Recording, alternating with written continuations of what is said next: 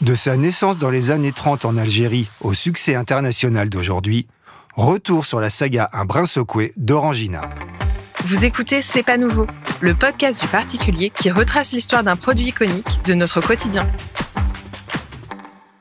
Tout commence en 1936, par une rencontre à la foire de Marseille. Léon Beton, propriétaire d'une orangerie au sud d'Alger, s'y rend avec son fils Jean-Claude, âgé de 11 ans. Ils y croisent le docteur Trigo, un pharmacien espagnol, créateur d'une boisson à base de jus et de pulpe d'orange. Son nom, Narandrina, petite orange en français. Emballé, Léon achète la marque. Il la lance à son retour en Algérie, sous le nom d'Orangina. Entre la guerre d'Espagne et la Seconde Guerre mondiale, le contexte politique a raison du projet. Il faut attendre l'après-guerre pour que la marque soit relancée. C'est également lui qui dessine la fameuse petite bouteille, ronde et granuleuse, comme une orange. L'Orangina est alors commercialisée dans tout le pays. Mais la guerre d'Algérie pousse la famille à partir pour Marseille. Le siège social de l'entreprise y est transféré en 1961. Les débuts sont difficiles. La marque peine à séduire. Les cafetiers trouvent la bouteille trop encombrante dans leur frigo. Et les supermarchés ne veulent pas de contenants en verre consignés dans leurs rayons.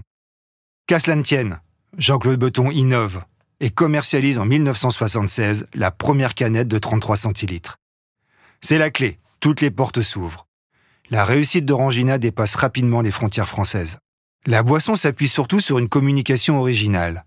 C'est en jouant sur le principal défaut du produit, la pulpe formant un dépôt au fond de la bouteille, que la marque va créer ses meilleures publicités, telles que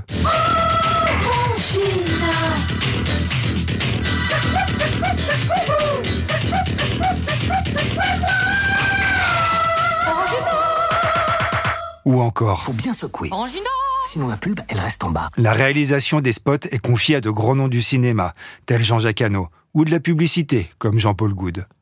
Quant à ceux imaginés par Alain Chabat, ils sont devenus mythiques pour toute une génération. Impossible de ne pas rire à la fameuse partie de Flipper.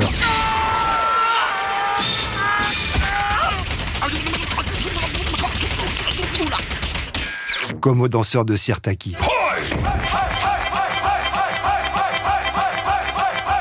Qu'est-ce que tu disais là ? Tais-toi, danse. Et que dire du mémorable Mais pourquoi est-il aussi méchant ? imaginé pour la promotion de l'Orangina rouge.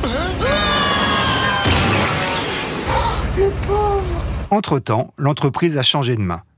Vendue à Pernod Ricard en 1984, elle appartient depuis 2009 au groupe japonais Suntory. Après des années de publicité décalée, retour aux sources pour Orangina. L'orange, le produit star de la recette, est de nouveau au cœur de la communication de la marque. Merci d'avoir écouté C'est pas nouveau, un podcast animé par Benoît Henry, journaliste au particulier. Vous pouvez retrouver l'ensemble des épisodes sur Figaro Radio et sur toutes les plateformes d'écoute.